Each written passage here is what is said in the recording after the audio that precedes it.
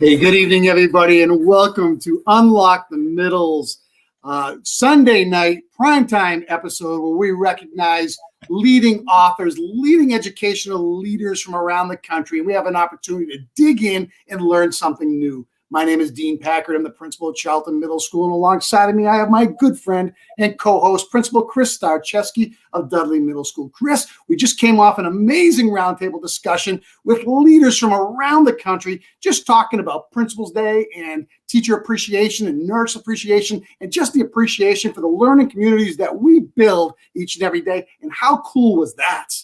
That was awesome, Dean. You know, everybody from Dr. Frederick White to Josh Tovar, our pal from Navigating Leadership, AJ Bianchi from Navigating Leadership, and Jay Billy. We had dynamic powerhouse educators from around the country talking about Principal Appreciation Day and Teacher Appreciation Week upcoming. Those of you out there in Unlock the Middle Land, if you are an educator, whether you work in a school as a classroom level teacher, an instructional assistant, an administrative assistant, a custodian, a bus driver, and any role at all, you are the focus of this coming week because we are all educators taking our kids' games to the next level. And tonight, we get the opportunity to talk with an amazing guest, Dean, who's done it all right up until that superintendency position. And we get to learn a heck of a lot about this idea of road to awesome. You know, it had me. I mean, he had me at Road to Awesome because as a leader ourselves, we always look at ways to become better at what we do. Look at our surroundings. How do we reflect upon it, and how do we give more as servants each and every day? So I'm really excited about the conversation we're going to have tonight and how I can become better at affecting the people around me. Even though I've been doing this for 20 years, Chris, I still got to get better every day, just like you and every other leader out there. Hey, we've got to learn, and let's go ahead and learn tonight from our guest, Dean. Let me go ahead and introduce him. Why don't you bring him on in? Everybody out there, Darrin Peppard is an educator, keynote speaker, author, publisher, and consultant who focuses on what matters most in leadership. He's an expert in school culture and climate, as well as coaching and growing emerging leaders. He is known for keen insight, culture-first leadership style, and he's got a bit of a dynamic personality. In 2016, Darrin was named the Wyoming Secondary School Principal of the Year by the Educator Associations out there and the NASSP, and was the 2015 Jostens Renaissance Educator of the Year. In 2017, Darrin earned his doctorate degree in educational leadership from the University of Wyoming. And in the summer of 2019, he was inducted into the Jostens Renaissance Hall of Fame. Darrin shares his experiences from over 25 years in education, specifically those learned as an educational leader during the past 13 years. As a recovering high school principal, Darrin talks about lessons learned and effective strategies to help leaders of all experience levels become more effective at their craft, which is the whole point of Unlock the Middle's platform. Figure out the keys to become better and unlock those doors. Darrin, how are you tonight, and welcome? Man, I am doing just awesome. Chris, thank you so much. Dean, thank you so much for having me on the show. This is a great opportunity, a great treat to be able to hang out with you guys tonight.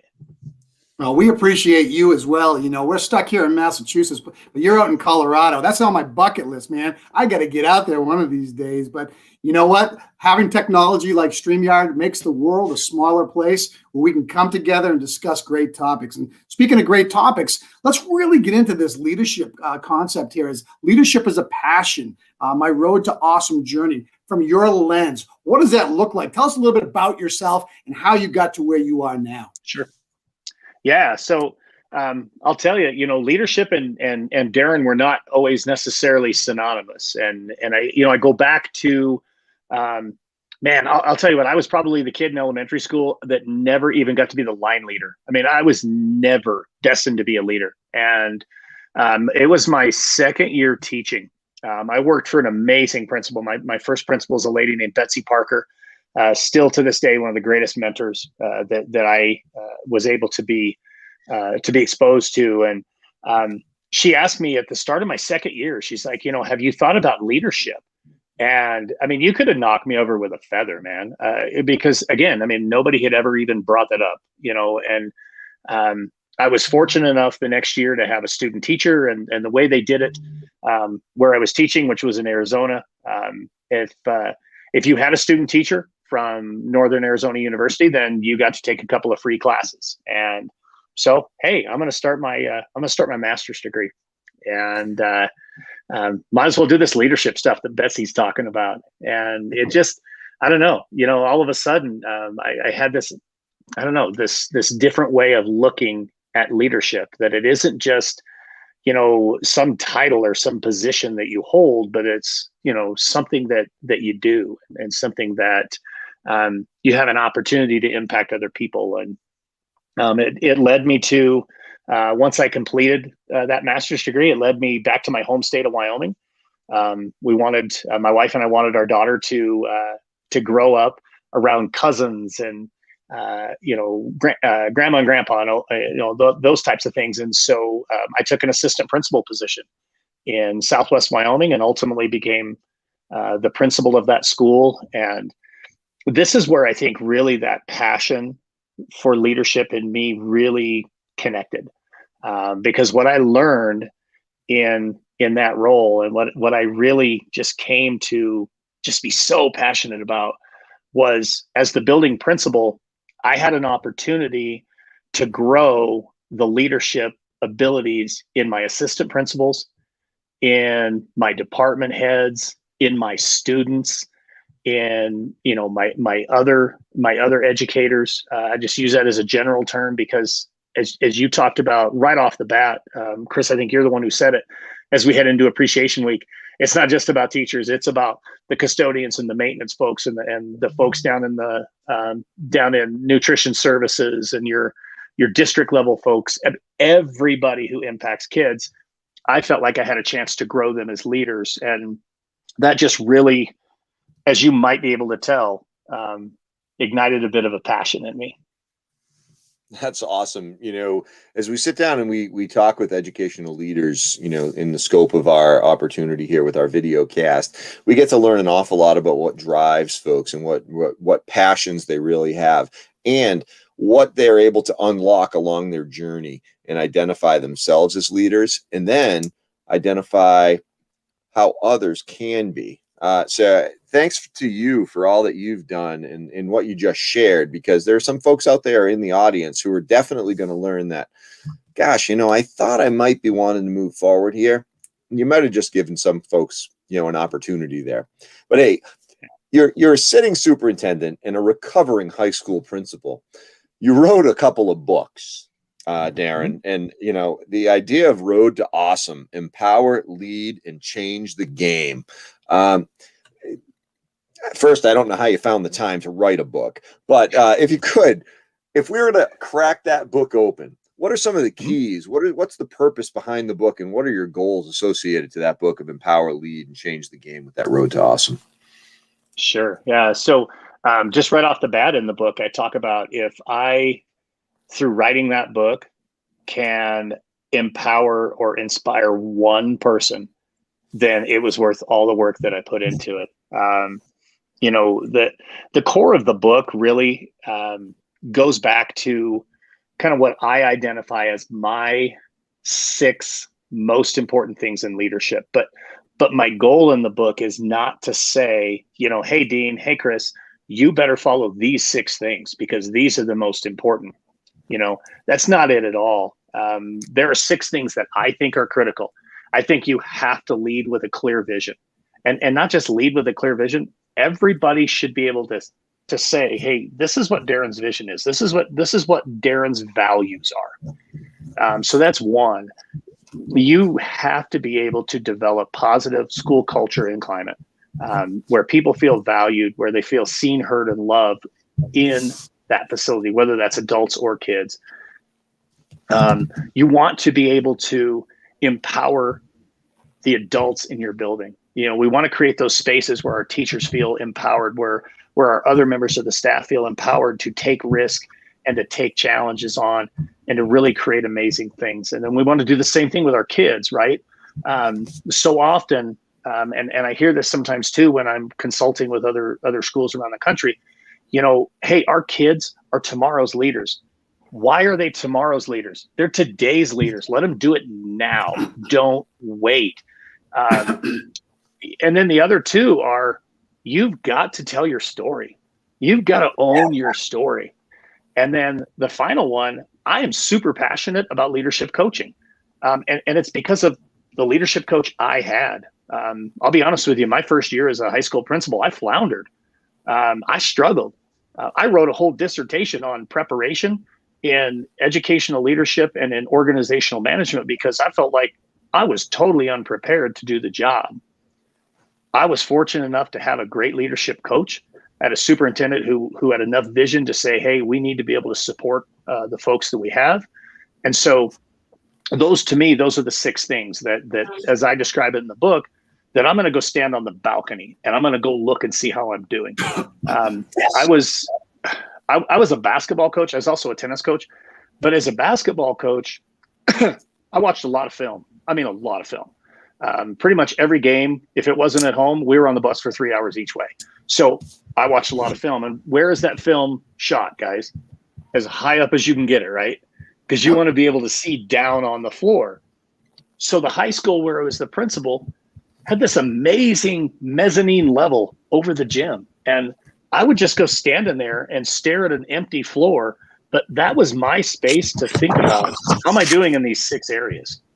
How am I really doing in terms of that vision? And how am I doing empowering my kids and those things? And so again, the goal with the book was figure out what yours are. I don't care if it's 6 or 2 or 8 or 12, doesn't matter what the number is. What is it that you as a school leader, as a district leader, as a classroom leader are going to say, this is what's important to me, and I'm going to check in on myself. And then I finished the book with a whole chapter that's around build that plan. How are you going to do it? And who's going to hold you accountable? How are you going to find that person that's going to coach you or support you? So that was really the idea behind the book. I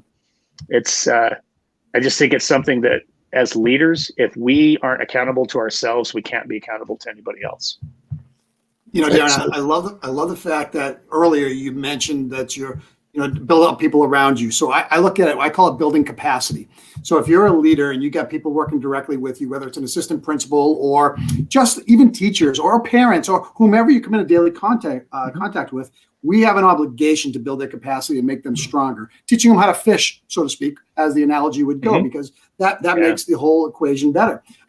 Thinking about that for a second, let's dive into the importance of school culture and climate, as a result of, just building the people up around you. Mm-hmm. Absolutely.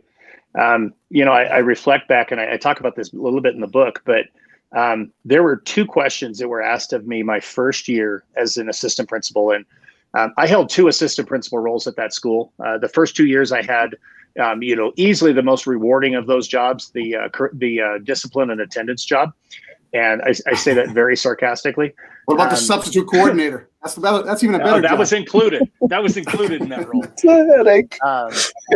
The next one was curriculum and instruction, and I love that role. But when you're in charge of discipline and attendance, there's an expectation that you are going to catch them doing it wrong, and you're going to lay out the consequences. And in this particular school, and I'm proud of the work we did in that school, but man, when I first got there, the culture was all about catch them doing it wrong. And it didn't matter if it was kids or if it was adults. It was, hey, you know what? Punishment to gain compliance. That was our strategy. And by the way, that strategy stinks and it doesn't work.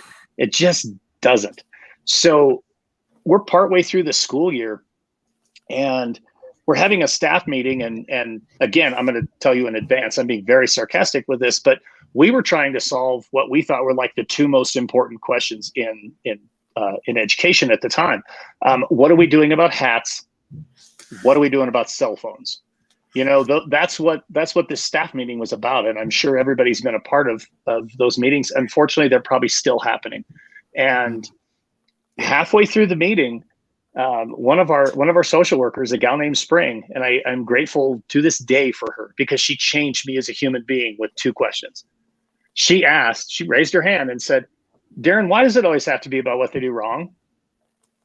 And she followed up that doozy with, why can't it be about what they do right? And for me, and this is where Road to Awesome started. I didn't know it at the time, but, you know, and I'm even wearing the shirt, 2 roads diverged right in front of me right there. And we could stay on this easy path where we just continue to catch kids doing things wrong. And I'll be honest with you, I was good at it. I mean, I knew where to go find them when they were sneaking out of class. But I'm embarrassed that I was good at that. Or we can take this other road. And when we go down this road, it's going to be tough and there's going to be bumps and rocks and thorns. But you know what? We're going to focus on catching them doing it right. I mean, that doesn't mean that there aren't still consequences for, you know, breaking policy and those kinds of things. But you know what? Let's put the spotlight where it belongs. You know, let's start to do some things to change the culture of our school. And we went all in. We wanted to recognize, reward, and reinforce awesome behaviors and awesome attendance and awesome academics. I'm wearing my Jostens Renaissance beanie because that's what Renaissance is all about. It's about building positive culture and climate. And we did it by doing really, you know, some small things, you know, like, you know, when you caught somebody doing something wrong, some kind of a token or some kind of, you know, simple recognition. And that was true for adults just as much as it was kids. I don't want to, you know, miss on that. But then we did things like, and this is one of the things that was probably one of the coolest things we ever did. We've all been to pep rallies, right? You know, in a high school pep rally, you know, big football game this weekend, and the quarterback talks and the coach talks, and 70% of your kids, in all seriousness, are not paying attention. You know, I mean, they're like, whatever. But what if you flip it on its head and you have that exact same pep rally and you recognize academics and activities, still recognize your athletics, recognize behaviors, recognize the kids who raised their GPA by 0.5. I mean, it's easy to recognize a 3.5, but the kid who had a 1.3 and now has a 1.8 and then gets recognized, you see the look on that kid's face when you call his name and he's like, what? Yep. Momentum. Yeah, and his friends are like, what? That's what it became for us. Was we just continued to find these ways to recognize, reward, and reinforce the stuff we wanted to see. So back to the first thing in the book, what do you value? And then tie it all together, and man, it becomes explosive. I mean, we went from a graduation rate below 70% to a graduation rate of nearly 85% in a fairly short period of time. We went from an average daily attendance rate of 84% to nearly 96% in about 3 years, because we put the spotlight on the right things instead of where we had it.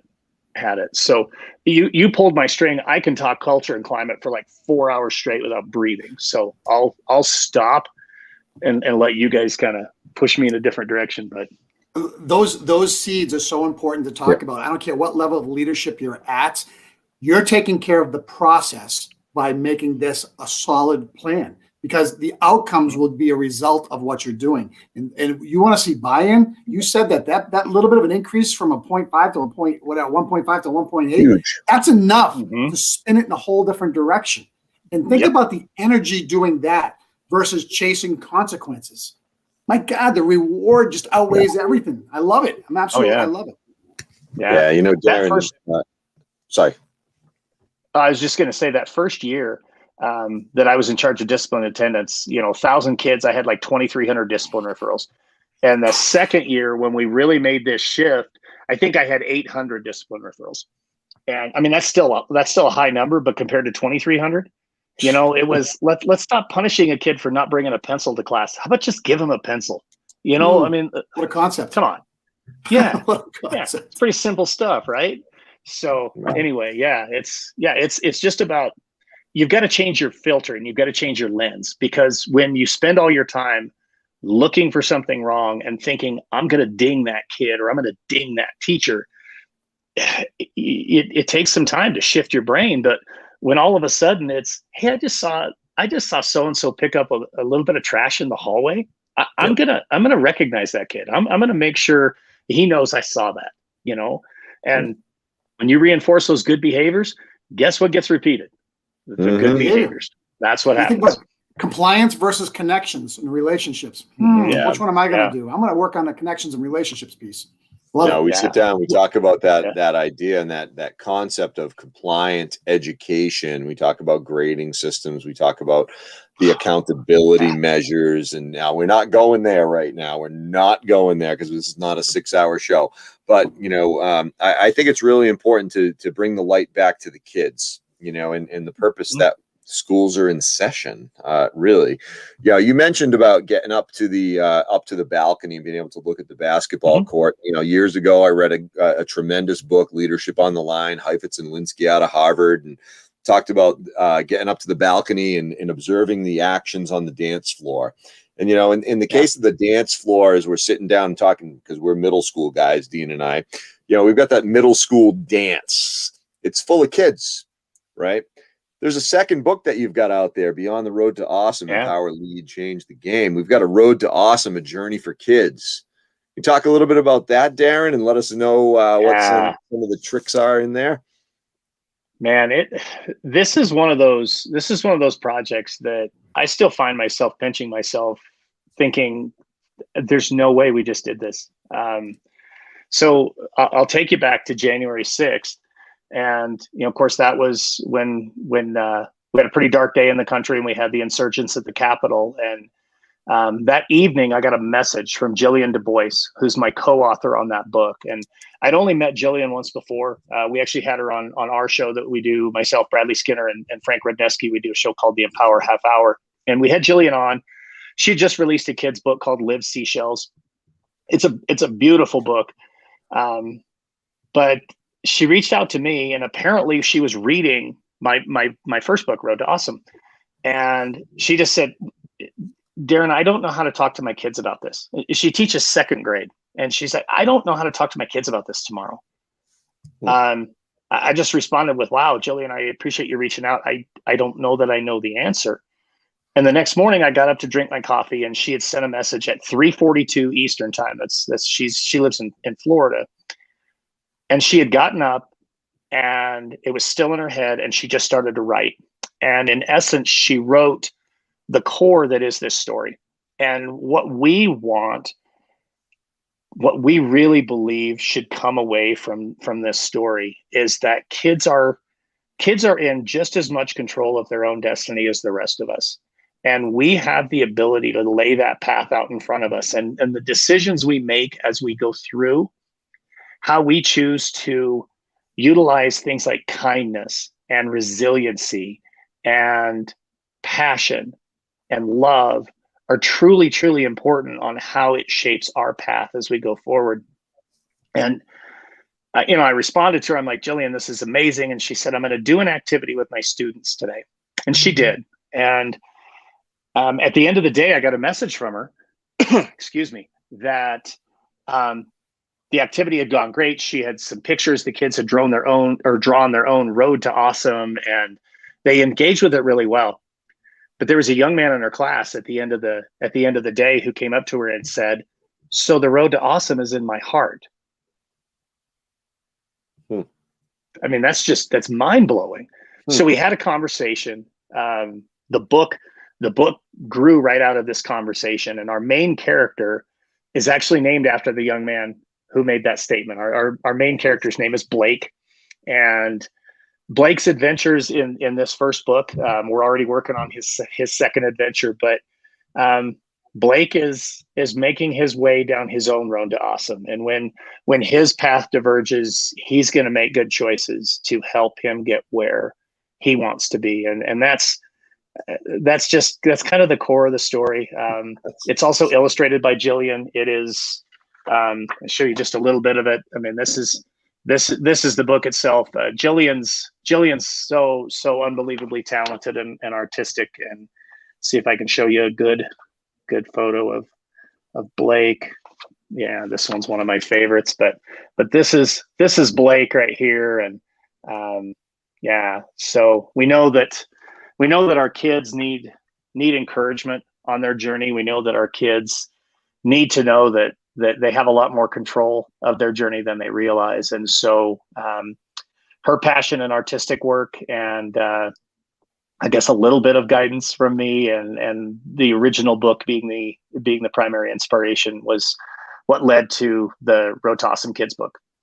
That's awesome. I'm interested in both of them, and I'm going to actually reach out to you afterwards to see how I can get one. But nonetheless, that's the related part in the show. Yep. Let's just talk a little bit about the past year that we've dealt with COVID and what it's done. And you're talking about from a leadership standpoint. Oftentimes, we have to find ways to allow teachers to let go of things that they think they have to control. Okay, so if we allow teachers to be more connected with kids in ways that are out of the content, but build relational connections, the kids are going to learn faster and deeper if kids feel as though they're liked. We've established that. We've talked about that a million times.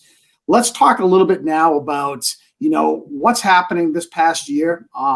Because of COVID on educators in this profession that we're in, and how difficult it has been for everybody to kind of move forward and get to where we are now.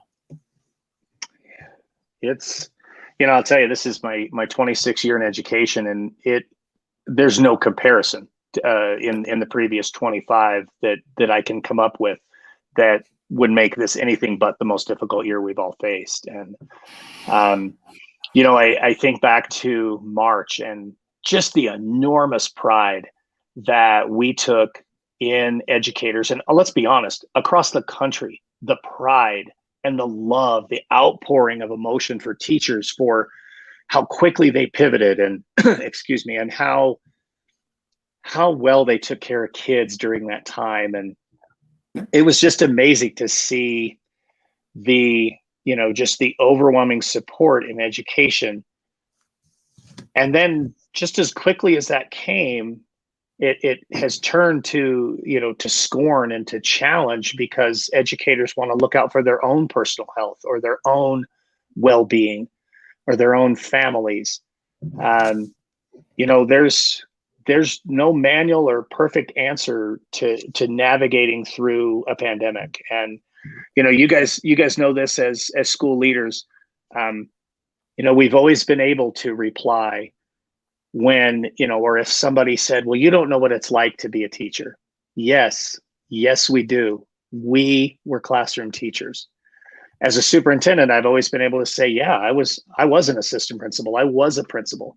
I do understand that. But then we throw in a pandemic, and everything to do with all schema that we have or had goes out the window, because none of the three of us were a classroom teacher during a pandemic. We don't understand that. I was never a principal during a pandemic, so I don't understand what the two of you have had to do. And for me, and I've really stressed this with my leaders as well, and with all of my staff, that we have to be so willing to give as much grace as possible, because we can't simply think, oh yeah, I've done that before. No, I never delivered a lesson over Zoom or Google Meets or any of those platforms. But when you stop and think about the work that educators have done, regardless of whether they were in person or virtual or hybrid, we've done all of them. We've been in person primarily since August, but here's the thing with being in person. We've all been in quarantine. I have a couple of staff members who've been quarantined 8 different times. I was quarantined. I tested positive. We go through this, just the best word is bizarre, 12 or 13 months. And our educators are still swinging, and they're still doing what they need to do to build those relationships with kids and to connect with their kids. I said this to one of my teachers not too long ago. And I'll say this for all teachers, because we're starting Teacher Appreciation Week. You worked so hard to get those cameras turned on and those mute buttons turned off, whether you were in person or not. It's the same thing when you're in person. Maybe it doesn't look like a camera and a mute button, but you're still trying to turn on the camera and turn off the mute button. And I just, I know I've kind of squirreled away from where your question was, but it's really hard not to be proud to be an educator and to be proud of educators. for everything that they have done and gone through and struggled with. Mhm. And I'll tell you, here's the thing I learned the most. The number one takeaway that I have, when we went back in August, I kept saying, and I kept hearing from parents, our kids need their teachers. And I do not disagree. But here's the thing I learned. Our teachers needed the kids just as bad, and to see teachers with their kids, masks or not, who cares? That's where the magic is, right? You're 100%, right there. And I love how you summed it up by coming back around to that relationship piece, and that this is not a one direction give. We get feeded from our educators as much as the students get feeded from us. And it's really important because it is a very personal connection. Well, hey, Darrin, you're an educator of the year, you're a recovering high school principal, you're a superintendent, you're an author. What's on the horizon for you down the road? What are the ideas? What are the tricks? What's the third book going to look like? Oh, the third book, I'm not sure. I mean, got some ideas of where that's going to go. I can tell you it's definitely going to be leadership. And I think as we come out of this whole pandemic, we've learned, at least I have, that from a leadership perspective, that it is no longer about being, and it really never should have been, but it's not about being the smartest person in the room or the person who has all of the answers. It's not being the sage on the stage. It's very much being kind of that guide on the side. And, everybody has had an opportunity to learn and to grow and to be an expert in something. And it's our job to help unlock that expertise that is in everybody. So that's probably something along the lines of where that next book will go. Definitely we'll continue and expand the work with supporting schools. Right now, I feel like we are faced with an unbelievable, and maybe I don't even want to say that word because unprecedented got used a whole lot in the last year. We're facing a very new challenge when it comes to leadership. And that challenge is going to be a vacuum being created by leaders that are moving into a different role or leaders that are leaving education. There's going to be this gap that I believe in education where people are stepping into leadership roles, and no, you're never prepared until you do the role, but where they're really going to need a tremendous amount of support. And that's that leadership development, that leadership growth is something I'm very passionate about. And so, what's next on the horizon for me is finding every opportunity I can to help districts around the country, schools around the country, to coach and lead and support those folks that are in those positions and help them be as successful as possible. Because without great leadership, having great teachers is a hit or miss proposition. When you have great leaders, you're going to have great teachers because they're going to grow their teachers, which means you're going to have great student outcomes. So those are the things for me. Obviously, the speaking and all that other stuff will continue, but very just continuing to chase the passion for leadership.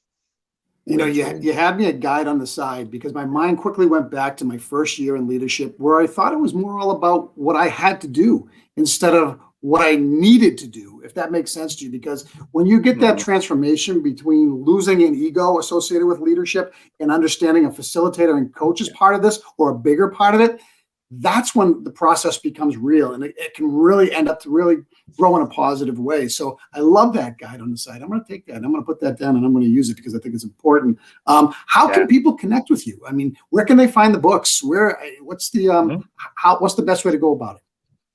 So the books are available on Amazon, but you can also purchase them on my websites. So roadtoawesome.net or darrinmpeppard.com. You can get autographed copies, all that kind of stuff. That's how you can connect with me too. If you're interested in any of the supports that I talked about earlier with the leadership coaching and those things. And then obviously all of the social medias, you see it right here. There we go. I'm Darrin M. Peppard on every single one of the socials. Just kept that real consistent. So Twitter, Voxer, Insta, LinkedIn, Facebook. I think I covered them all. Yeah, Clubhouse actually too. I'm not on Clubhouse as well. So for those of you Awesome. who are iPhone folks, so yeah, absolutely reach out. I'd love to have conversations. Brilliant. Well, hey, everybody out there on Unlock the Middle Land, Darrin Peppard, superintendent out in Colorado with us tonight, Road to Awesome author. Certainly looking for bigger and better things, although he is a gigantic leader out there in the formative change and how we must focus on our practice and identify what's most essential and important to us for keeping the machine moving. Everybody be well. It's Sunday night. On behalf of Dean and Darrin, Chris Starcheski saying, work hard, be strong, and keep on chugging. Have a great night, everybody. Have a Road to Awesome week.